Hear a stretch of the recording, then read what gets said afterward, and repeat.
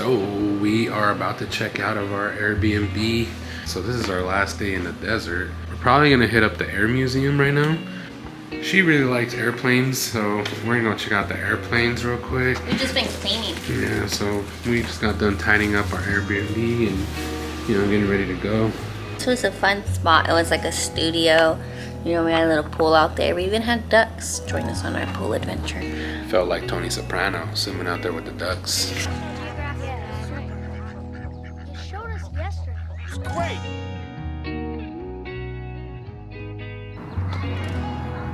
Hey.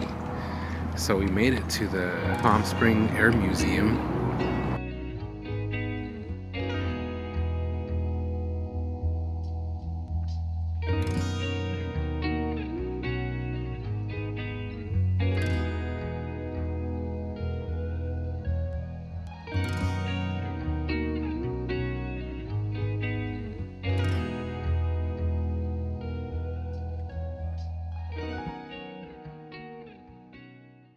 Called the Squirt 8. Oh. So this one has like little Nazi symbols. It's crazy. The very next day, this would give Dottie Mae the distinction of being the very last combat aircraft to be lost in the war in Europe. Dottie Mae would remain there until June 13th of 2005, when she was recovered by the Sandy Air Corps and restored by vintage airframes to absorb a great amount of punishment from anti-aircraft, making it the ideal choice for this role. So, in the Second World War, the P-47 carried a huge portion of the ground attack assignments from the United States Air Forces. But just how much damage did it actually do during these missions? Despite only making its debut in the spring, the Thunderbolt is credited with destroying approximately 86,000 railway cars, and then more that way. There's one. There's like a canteen, can't fly. But then there's a whole other side of the. These numbers are Then we can go outside too in the 105 degrees.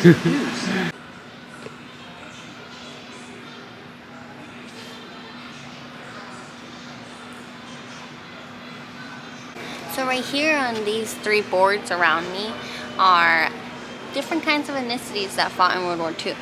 Like right here I was reading Latinos.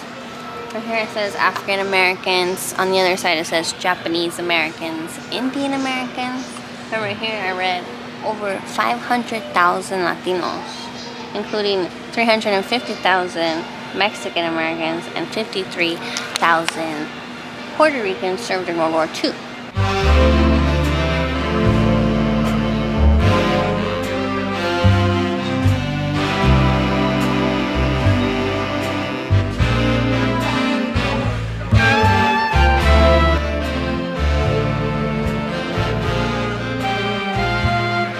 Here is the Women in Aviation.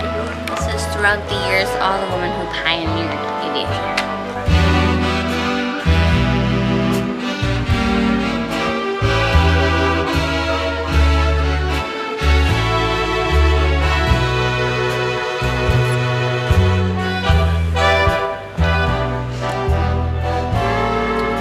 So we found something cool right here.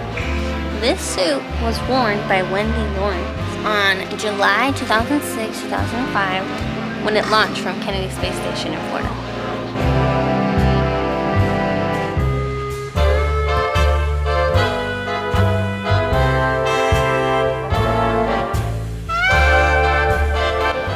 So right here, as everyone knows, in 1937, Amelia Earhart was lost at sea.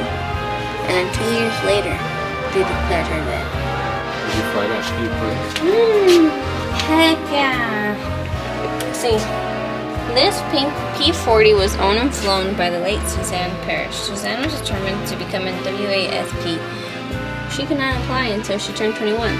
By that time, she had logged 350 hours in the air. Wow.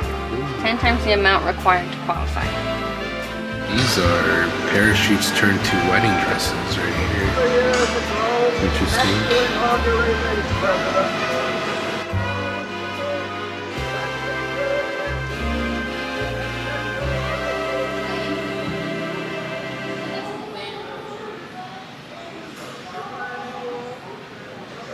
So I guess it's supposed to be the inside of a plane.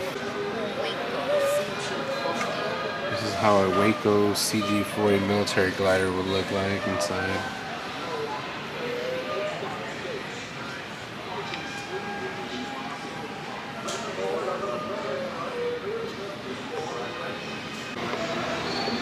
You like my Buick?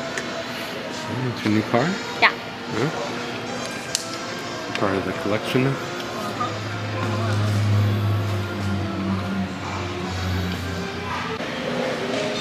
They erased all the spots where I touched down at. Look at Snoopy over here sleeping on this plane. This propeller is as big as that truck right there. A 12-inch aerial camera Kodak lens. You've come a long way. This one right here is called Bunny. I bet she was a little bad bunny.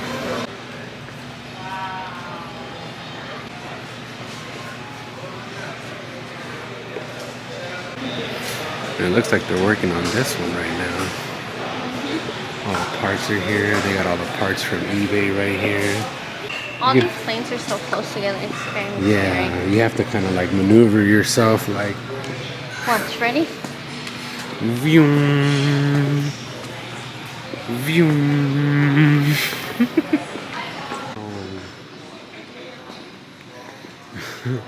These are wild. This is something that you see in Indiana Jones. Yeah.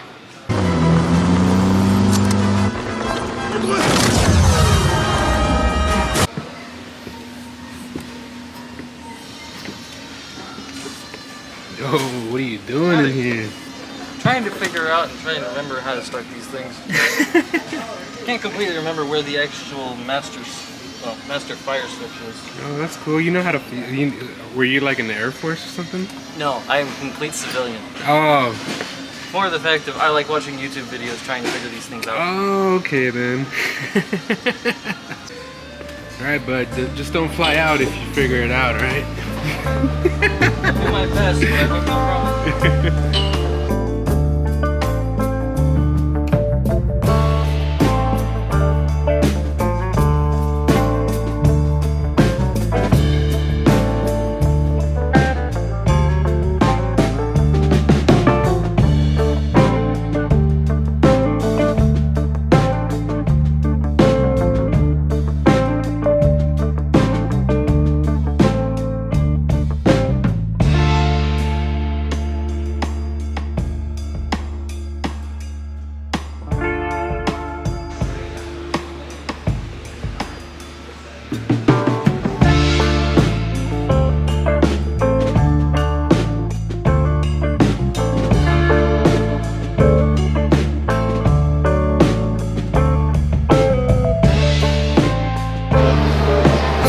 This is supposed to be the Pacific and after World War II section.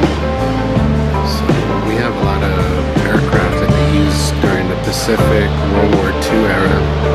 And then after that, I think they have like a lot of Vietnam, have a few things from the Korean War.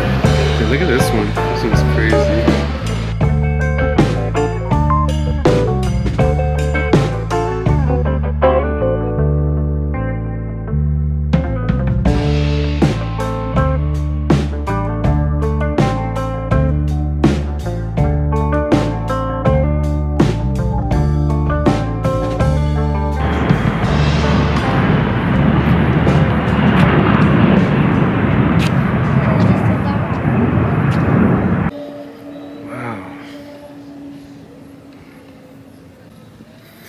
Walt Disney's plane just sits here in Palm Springs.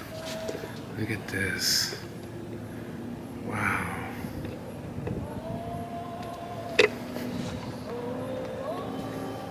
This is Walt Disney's private jet. Right here. He only used this I think 2 years before his passing. But apparently what happened was that he got a taste of the private jet life and he couldn't go back to commercial after that.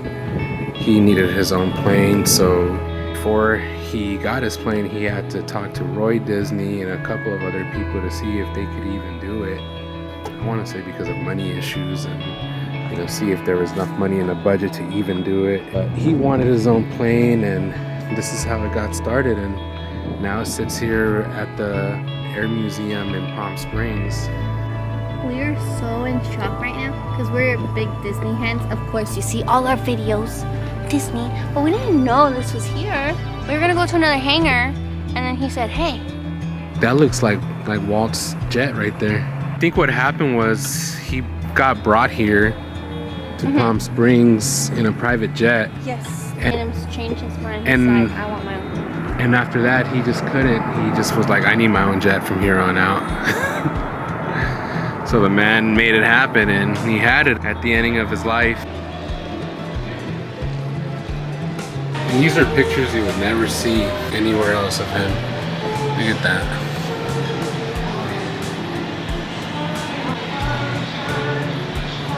This is crazy.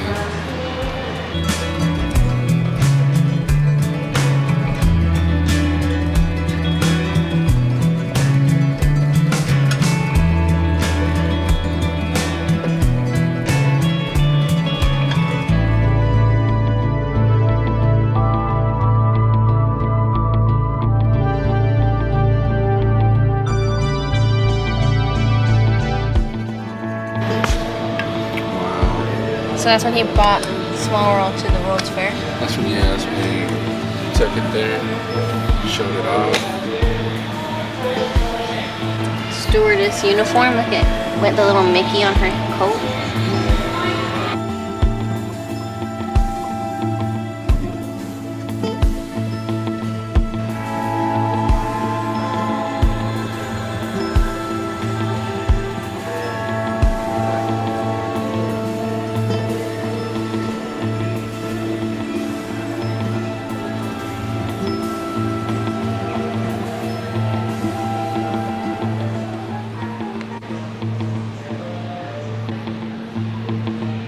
Of your own company, we wish to compliment you on one of the most beautiful and practical golf streams that we have seen.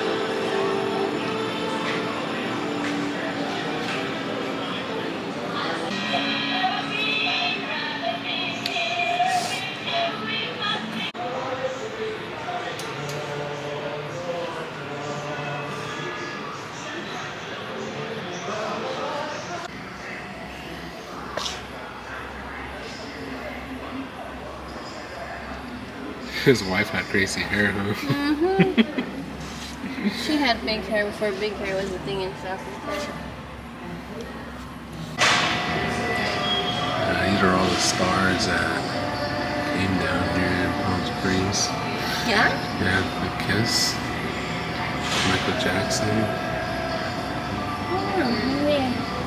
So right here we have this jet called N464CL, and these are all the celebrities that rode in it.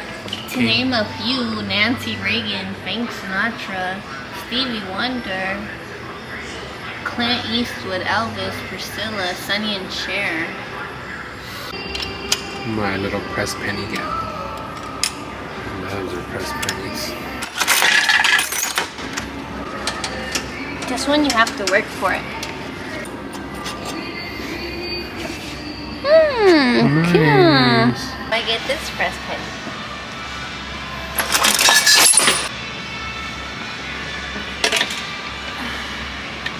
I love working for my pennies. Yay! You got the one you wanted? Yep. Cool.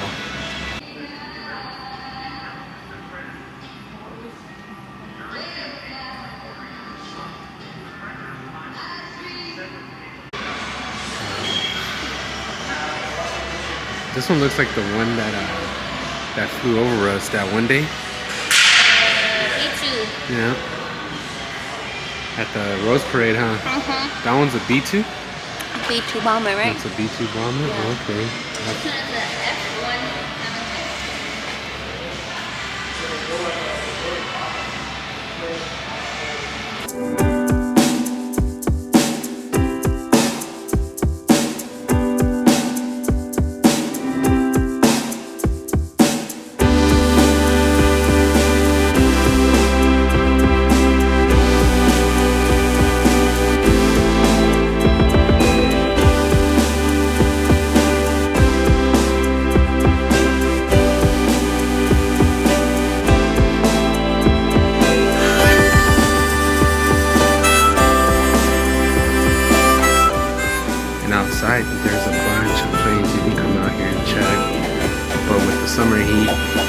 glowing right now. We're just gonna skip this little part right now because it's so hot. And we're gonna call it a day already. Yeah, because this desert is hot. You know, Frank Sinatra. I can't do it. But it's there, that's the top of the house. So this is supposed to be the Elvis Presley estate. There's even a broken window. Yeah, but a few miles from here is also where they stayed that one night for the honeymoon, so we might head over there too. Oh! After checking out the Presley estate, we decided to come check out the honeymoon house. They only stayed here for like 3-4 hours. You didn't see the architecture on this house? It's called the House of Tomorrow. Oh, Robert and Helen Alexander, the House of Tomorrow. Built 1960, renovated 2022. We're gonna head out of Palm Springs and we're gonna go to the casino. Huh, the casino.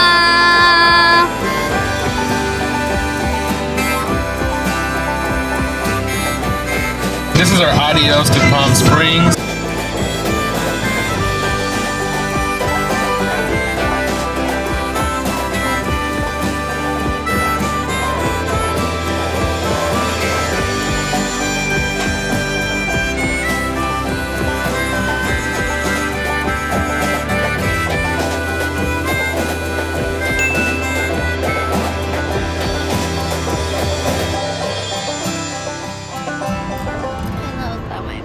Wow.